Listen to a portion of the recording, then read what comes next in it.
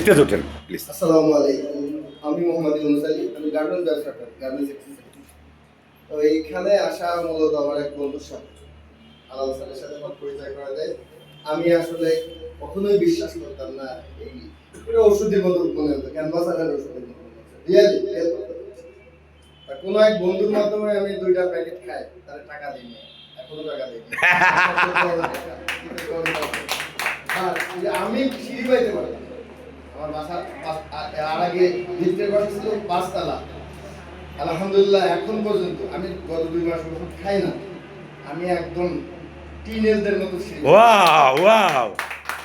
Number 2, আমি আমার থেকে আমার এক ফ্রেন্ড রে আপনার ওই কি বলে care coffee yes. Care coffee খাওয়াইছে, সে নেশা এখনো ঘুরে।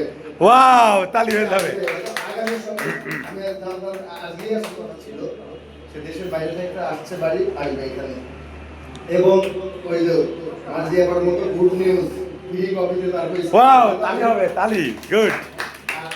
আমি আমি কি তোর গবেষক বন্ধুর কাছে যে আমি একদম তার ফ্রি ওষুধ খেয়ে ওয়াও, তালি।